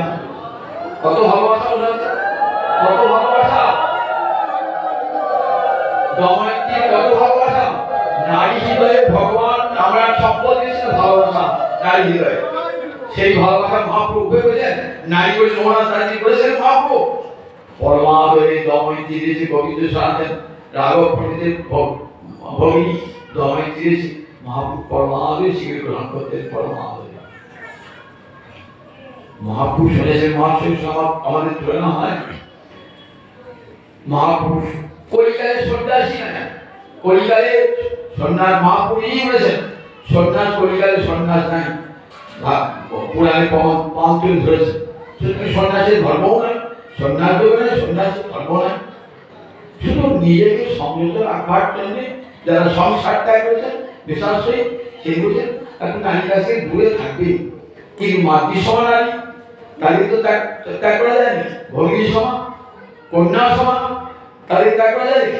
এবং আমি তো আমার জননী শাস্তি করেছেন, জননী জন্মিষ্ঠ সর্বাদেবী হইতেছি ভূমি হইতেছি মাতা গর্ভধারণ করলাম। মহাপ্রভু বলতেন যে বাংলাদেশে আমার দুটি জননী, এক জননী হলো আমার গর্ভধারিণী জননী, আর এক জননী হলো গঙ্গা, যোগময়ী গঙ্গা। এই দুটো মহাপ্রভু মন পড়ে থাকতো সবসময়। মায়ের জাতি মাতৃ জাতি কখনো ভুল করেছেন, মাকে নারী জাতি কখনো ভুল করেছে মহাপ্রভু। মহাপ্রভু নারীদের নাম তো দর্শন করতেন না, শোনা কি কোনো নারীদেরকে অপমান করেছেন একটা আসছে কোথাও করেন না। তাই দেখুন থোর মোজা করা রাঘবের দময়ন্তী দেবী ধন সব সাজিয়ে দিয়েছেন তো রাঘব পণ্ডিত তার শিষ্য মকরধ্বজে কলকে দিয়ে ওই সাজিয়ে দিতেন।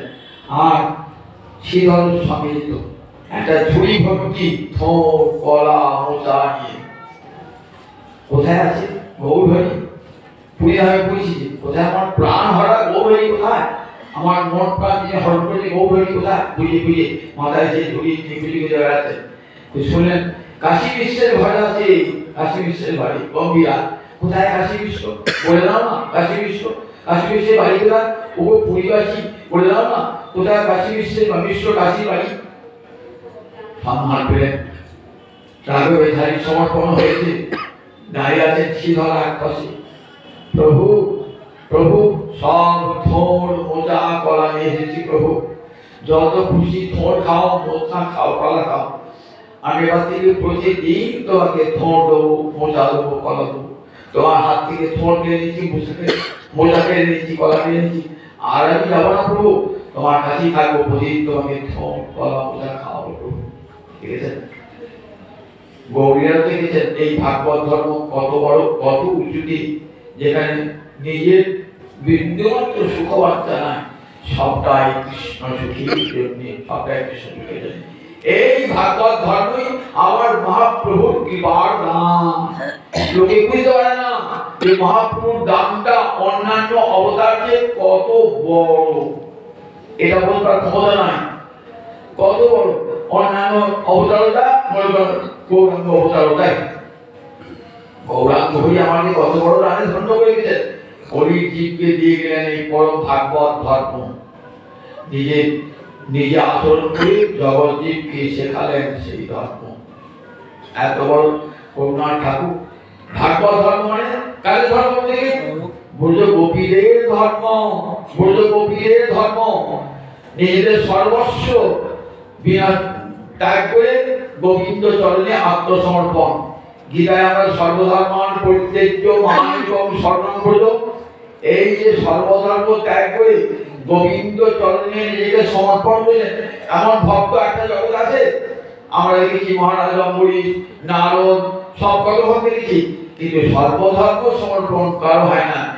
একমাত্র গোপীর প্রেমে সর্বধর্ম ত্যাগ। তাই গোপীরা জগতের উচ্চ আদর্শ হয়েছেন গোপীরা। আমাদের ধর্ম তো সেই গোপীদেরই ধর্ম। যে রাধারানী নারীশ্রেষ্ঠা রাধারানী, তারই ধর্ম অনুসরণ করে জগতে কেউ নারীকে অপমান করতে পারে? রাধারানী অপছন্দ হবে না? রাধারানী অপছন্দ হবে না? রাধারানী রাধারানী আমার নারী হয়তো বুঝে থাকি, রাধারানী তো নারী, রাধারানী অপছন্দ হবে না? যদি কোনো নারীকে অপমান করা অসম্মান করা হয়, তাহলে আমার রাধারানীকে অপমান করা অসম্মান করা হয়। দেখো সেই আমার মহাপ্রভু করুণা ঠাকুর দিয়ে গেলেন সেই ভাগবত ধর্ম সকলকে, বলে এ ধর্ম সকলে, ব্রাহ্মণ ক্ষত্রিয় বৈশ্য শূদ্র নর নারী সকলের এই ধর্ম। কারণ বসে বসে ভাগবতের কথা শুনুন আর নিজের হৃদয়ের মন সব ভালোবাসা গোবিন্দ চরণে অর্পণ করে দাও। তিনি জগৎপতি, যদি ভালোবাসতে হয় ওই জগৎপতিকে ভালোবাসো একমাত্র। এটাকে না বলে না এই সতী নারী কয়টি পতি? দুটি পতি। একটি যাকে এই জগতের লক্ষ্মী পতি বরণ করছেন, এ তো বাকি, কিন্তু এই পতি ভর্তি কেন? ওই জগৎপতিকে পাওয়ার জন্য ভর্তি। যতদিন জগৎপতিকে না পাচ্ছি ততদিন এই জগতের পতিকে ভরবো। যেদিন পেয়ে যাবো সেদিন এই পতি ত্যাগ। কারণ এই পতির সঙ্গে সম্পর্ক আমার চিরকালের জন্য নয়। এই জন্মে একজন পতি, পর জন্মে আরেকজন পতি, তারপর জন্মে একজন পতি পাল্টে দিয়ে যায়। কিন্তু রাধারানীর পতি যিনি সব সময় গোবিন্দ। সে দেখেছে তো অরুন্ধতী, আমাদের বিয়ের সময় দেখবেন তারা দেখানো হয়, অরুন্ধতী তারা দেখানো হয়, বশিষ্ঠের পাশে স্থির হয়ে বসে আছেন। দেখবেন কুশটিকা হয় না, কুশটিকা হম, সেই কুশটিকা হমেতে সিঁদুর পরিয়ে পরে ওই দেখো অরুন্ধতী দেখা, অরুন্ধতী যেমন বশিষ্ঠের পাশে স্থির হয়ে আছে, ঠিক সেই রকম তুমিও স্বামীর সংসারে স্বামীর পাশে চিরস্থির হয়ে থাকবে। দেখা তার বশিষ্ঠের পদে অরুন্ধতী তো অরুন্ধতী কি বাঁচা করেন? যাহার সতীত্ব বাঁচে সতী অরুন্ধতী। বলেছেন চৈতন্য জাগিত, বলেছেন চৈতন্য জাগিত, বইগুলো ফেলেন না, একদম ফেলেন না, ভালো কথা শোনেন না। তো এখন পাশে লিখে আসছেন আর বলে এই বলেছে এই বলেছে, কোন বইগুলো? যাহার সতীত্ব বাঁচে সতী অরুন্ধতী। অরুন্ধতী বলছে রাধারানী তোমার যেমন সতীত্ব, ওই সতীত্ব যেন আমার হয়, আমার হয়। তোমার যেমন যুগে যুগে গোবিন্দপতি, আমারও যেন যুগে যুগে গোবিন্দপতি হয়। রাধারানী, সেই রাধারানী যিনি রাধা, এই ধর্ম ভাগবত ধর্ম, সেই রাধারানীর ধর্ম, সেই ভাগবত ধর্ম। বলেন কলিকালে আর কোন ধর্ম নাই। রাধারানী এলেন গৌরাঙ্গ রূপে, কারণ বাইরে রাধারানীর বরণ, অন্তরে কৃষ্ণের বরণ। এত করুণা হয়? করুণা হয়? গোবিন্দ এত করুণা নাই, কিন্তু রাধারানী আমার করুণাময়ী, অপার করুণাময়ী আমার রাধারানী। করুণা ঢেলে দিয়েছেন, করুণা ঢেলে দিয়েছেন কলির মানুষকে। কালো মরণটি ভিতরে ঢুকিয়ে দিয়েছেন, উপরে বাইরে রাধারানী অঙ্গ জ্যোতি। তাই এত করুণা আর কোনো ভগবান নয়। জগৎ জীবের দাঁড়িয়ে দাঁড়িয়ে দিচ্ছেন, সেই করুণা বিতরণ করছেন সকল জগতে। বলছেন কলিকালের মানুষ তোদের মায়ের যেমন ভালোবাসা থাকবে, নিজের যে ছেলেটা কিছু উপায় করতে পারে না, যে ছেলে চাকরি বাকরি নাই, যে ছেলেটা সংসারটা বড়, মায়েদের দেখবেন ভালোবাসা ছেড়ে দিকে যায়, সব যায়। যে যে উপায় পেয়ে খুঁজে পারে তাদের মায়েরা তুমি একটা ওটা নিজের সমর্থ উপার্জন করছে তো তাই সত্য যেটা দাপন করি মায়ের 4টি সন্তান ভগবানের 4টি সন্তান বা সত্য যেটা দাপন এই 3 যুগে তো সাধন সামর্থ্য আছে ওটা খেলে খুঁজে খেতে পারবি আর আমার কলিযুগের ছেলে কলিযুগটি একবারে খেপা খেলা বোবা কিছু লেখাপড়া শেখে না কিছু শেখে না কিন্তু দুটো পয়সা ব্যয় করতে পারে না ওকে সবটাই জেলায় আমার সম্পদ থাকলো সবটাই দিয়ে দেয় তাই কি দেখবেন আমার হাতে পুঁজি রাখে আধার লাগিয়ে প্রেম সম্পত্তি এটা আমার পুঁজি বড় সম্পদ ওই মানুষ তো কি আমি দিয়ে গেলাম রাখতে পারবি না টাকা খরচ করতে পারবি না তো একটা পাত্র দিয়ে গেলাম দেখ হরে কৃষ্ণ কৃষ্ণ কৃষ্ণ হরে হরে হরে রাম রাম রাম এই পাত্র আর পাত্রের কি থাকবে ভিতরে কি থাকলো রাধা রানী প্রেম রস সুধা যত নাম করবেন না নাম করতে করতে করতে করতে গেলে রূপ গোস্বামী বলে না আপনি ভালো লাগে না আপনি ভগবানকে বলেন আপনি ভালো লাগে না বলেন ভালো লাগে না শীতকালে পিঠে খেয়েছ পিঠে ভালো লাগে না না পিঠে প্রথম খাও কেমন লাগে চালিয়ে ঢিপ তো একটু বলে দাও মাছ পর্যন্ত দাও মাঝে গিয়ে যখন জিপটি ওই চাচিতে ঠিক সন্দেশে ঠিক তখন বলে মা আড়াতে আর পিঠে আছে আর পিঠে আছে আর পিঠে আছে পিঠে খেয়েই যাবে নাম করো করতে করতে করতে করতে গেলে আহা না জানি কত গো মধু শ্যাম নামে আছে গো বদন ছাড়িতে নাহি পারি জানি না কত মধু আছে শ্যাম নামে বদন ছাড়িতে নাহি পারি নাম পড় তাপে দাঁড় পরিচ্ছন্ন করল অঙ্গেরও পড় সে কি হয় যেখানে বসতি তার নয়নে হেরিয়া যুবতী ধর্ম কইছে নয় যার নামে এত মুখ আর সে নামি গেলে কি না হয় যুবতী তার ধর্ম রক্ষা করতে পারবে না নিজের যৌবন ধর্ম সব গোবিন্দ চরণে নাও প্রভু আমার যে সর্বশ্রেষ্ঠ যৌবন সেটাই তোমার চরণে আমি অর্পণ করি মানব জীবনের শ্রেষ্ঠ বস্তু ভগবান অর্পণ করতাম মানব জীবনের শ্রেষ্ঠ বস্তু যৌবন সেই যৌবন গোবিন্দকে অর্পণ করতে বুড়ো বয়সে গাল দুলিয়ে গেছে চুল পেকে গেছে খুব বেকাশে হ্যাঁ গোবিন্দ বসে তুমি হাত উপর বসে বসে আছে তোকে কে দেখতো কে ভাবলো তোমাকে তোর চুলে চুল বেরিয়ে গেছে চুলে হয়ে গাল তোমরা হয়ে গেছে চোখ ঠেলা হয়ে গেছে অন্ধ হয়ে গেছে তোকে কে ভালোবাসে তারপর হ্যাঁ গোবিন্দ ভাবছে যখন যৌবন ছিল তখন কথা হবে কে ঠাকুর বলবে কে পাঠ শুনবে এখন এসে গেল আপনি এসে গেল যাবেন তাহলে পণ্ডিতটা তো যে যৌবন সর্বশ্রেষ্ঠ বস্তু মানুষ জীবন যৌবন সেই যৌবনটাই ভগবান অর্পণ করতে হয় দাঁড়িয়ে বলছে না গোবিন্দ বলছেন আমাকে দান দিয়ে দাও কি দান কোথায় যাও গো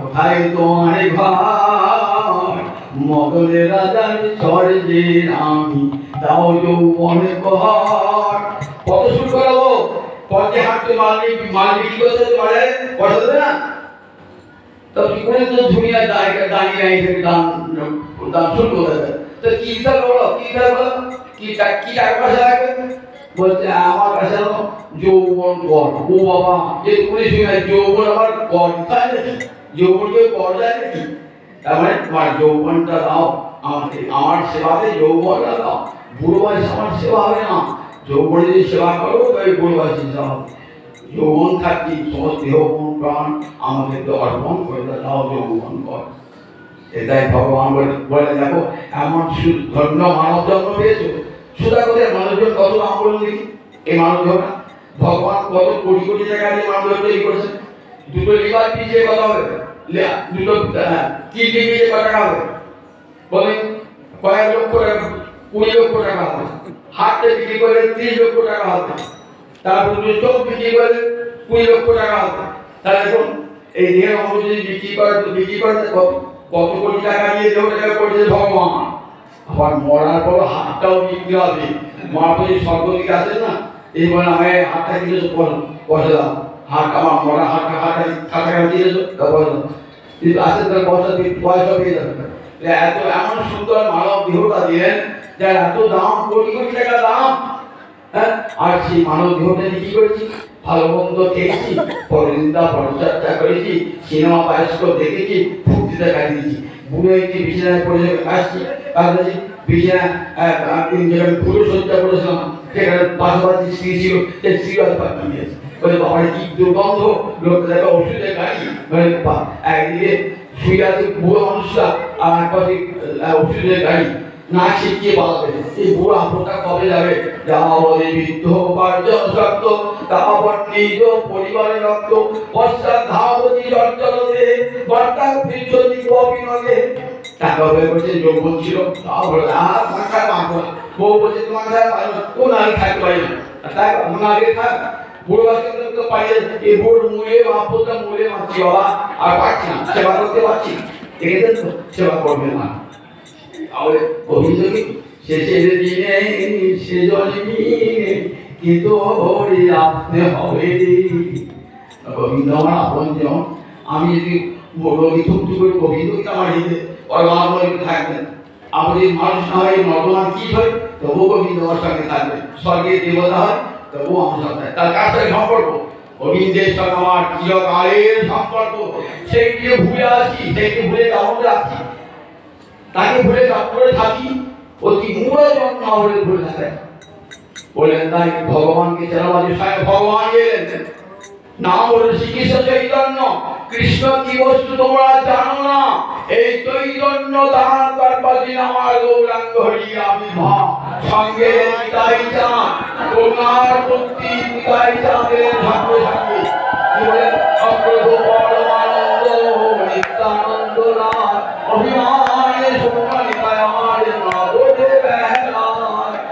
চণ্ডালে পতির জীবের ঘরে ঘরে যাইয়া হরিনামে মহামন্ত্র দিচ্ছেন মিলাইয়া।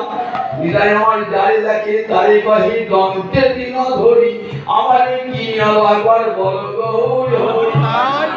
এমন গায়ে ঠাকুরা জগৎ আছে, আমার নিতাই চাঁদ, সেই নিতাই চাঁদের ভজনে নিতাই রমন। নিতাই বলতে তিনি আনন্দ পান। রামদাস বাবাজি, রাধামচন্দ্র বাবাজি, এদের ধারাটি, এরা নিতাই পাগল, যে নিতাই করুণা ঠাকুর নিতাই, মুখে করে নিতাই ছাড়া কিচ্ছু জানতেন না। নিতাই ছাড়া নিতাই নিতাই নিতাই বলে সারা জীবনটা কাটতে দেন।